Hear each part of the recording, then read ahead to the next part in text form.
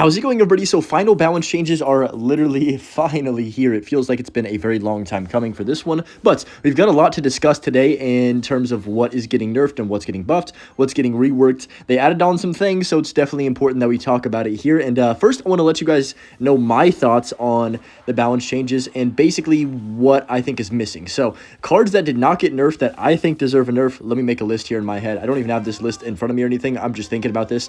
Evo Witch, number one, that card has to get nerfed. I don't know how it's escaping the balance changes, to be completely honest. It's a toxic card. Any healing mechanic card I think should be very medium strength and not be that strong, because if you think about it, if it gets the healing mechanic, it'll cheese you and you'll lose the game no matter what. That's number one. I think number two, they missed out on the Royal Ghost evolution. It needs another nerf. I've been saying this since literally the last time I got nerfed. It's still way too good. The nerfs they've been doing to it are pretty much nothing.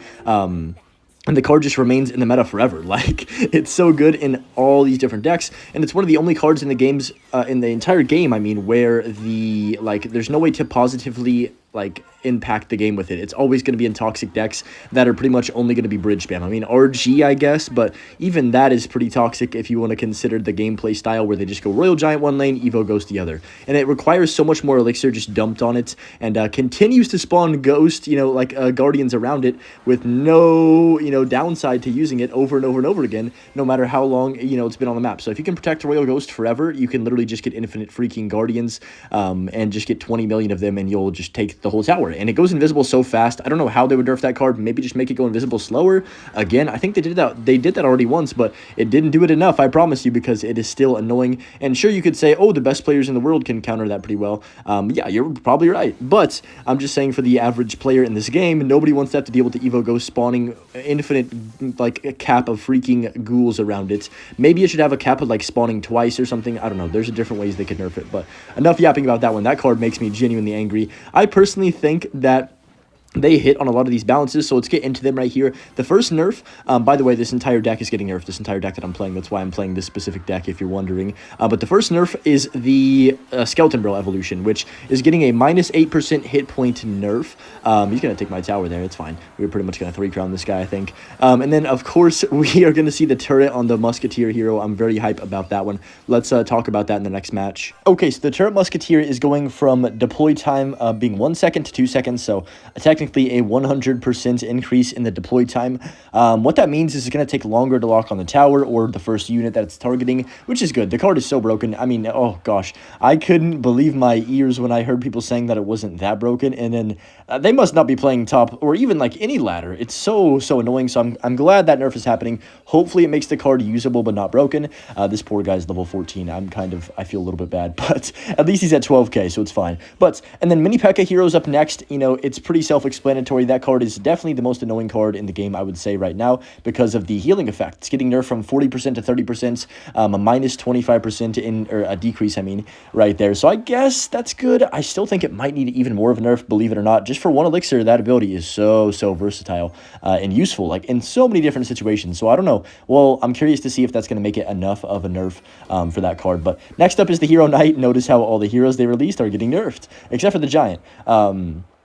It's going from, the shield hit points is going from 819 to 768, which is interesting. I mean, it's going to make it a little worse. I think it'll still be pretty darn good, almost identical to what it is right now. I'm not sure that one's going to matter. And then the Evo Skarmy, this card has been needing a nerf for a while, pretty much since it came out. It's going, the ghost speed is going from fast to medium. It's going to be interesting. And then the general spawn is 1 tile higher. I don't know how that's exactly going to look. I'm kind of curious to see, actually, but hopefully the card is less toxic. It's only used in toxic decks, so I mean, the card promotes toxic gameplay, right? So what do you expect? But yeah, there's new nerfs they added. These I'm hype about. Golden Knight ability cooldown is going from 8 seconds to 12 seconds, literally a half of its timer increase, and this is very valid.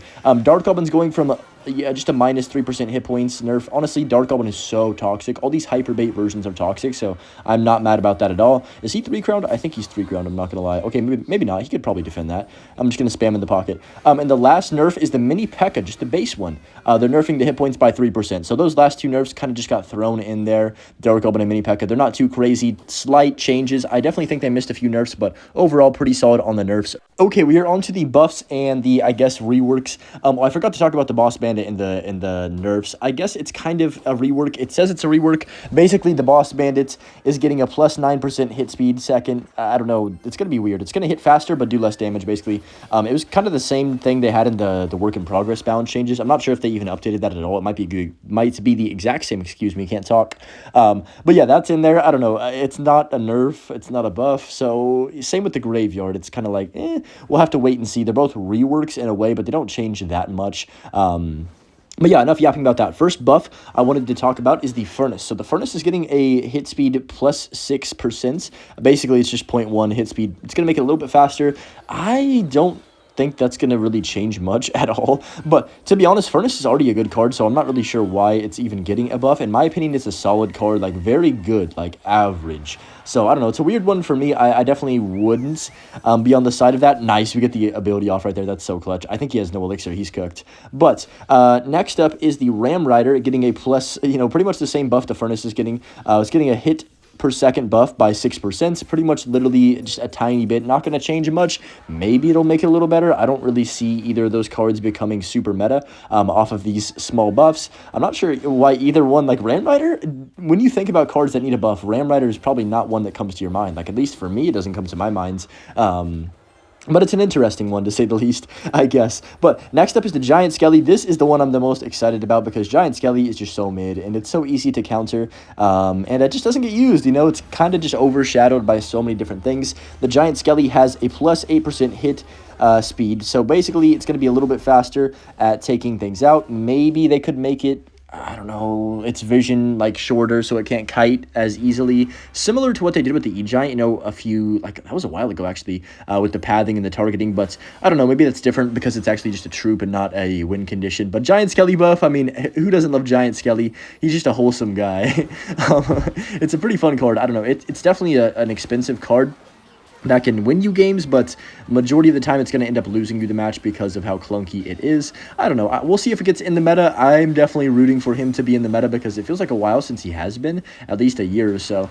Maybe Giant Skeleton Graveyard was with the Goblin Curse. That was like the last time I remember him being in the meta even a little bit. And that deck was pretty toxic, but it was mainly just because the Furnace was so good and a bunch of other things as well on top of that. But yeah, next up, the final, I guess, buff is the Little Prince. So this is going from, it's getting a plus 5 hit points. I'm not sure what interactions that's going to change exactly. Maybe somebody with more bottle knowledge than me in terms of interactions can tell us what's going to change from that. But yeah, I'm curious to see what happens.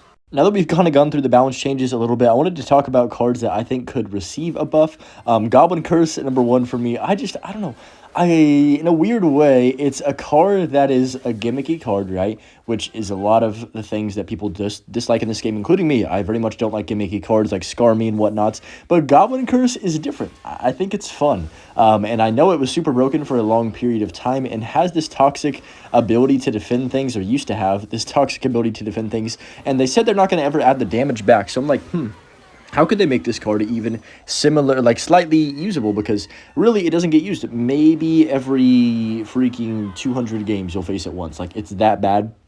Honestly, worse than cards like Giant Skeleton, which are getting a buff. I don't know. Maybe Giant Skeleton and Goblin Curse are kind of the same level. But, I don't know. I would like to see some type of curse change. Maybe just a slight damage amplification, because that was the whole cool part about the card. Like, that was why it was broken, and why it was, so popular for so many months. I think it was like 3 months or something. I don't know how long it was good. But, I don't know. I'd like to see Goblin Curse. I think it's an interesting card.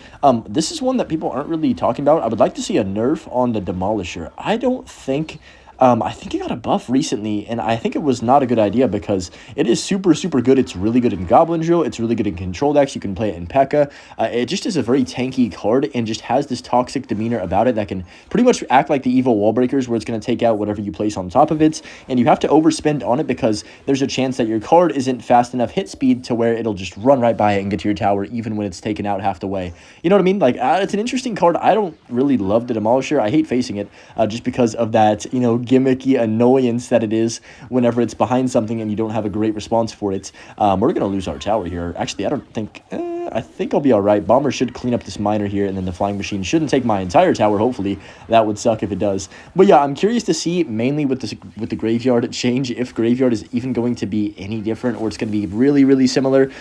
Maybe I need to make a video or watch a couple of videos so I can make my own video on how the graveyard pattern is going to work and try and find the best way to defend it, with maybe multiple different archetypes and whatnot, and find the best placements for everything, because it's going to be interesting. It's going to be literally like learning a brand new set thing that's not going to change, right? And you got to get it ingrained in your head. I'm kind of excited for that a little bit. I don't know why. Maybe I'm a nerd for that. But usually I just kind of play things by ear and do what feels best in this game, but something like that, it actually interests me quite a lot. The main thing that I'm excited to see is if the meta is going to actually shake up any, like, from what it is last season. I want to say yes, but honestly, the only thing that I could see being much worse is maybe the mortar decks that were pretty toxic with the hero knights. I don't know. It's going to be interesting. But anyways, hope you guys enjoyed, and as always, enjoy the butch clip, and peace.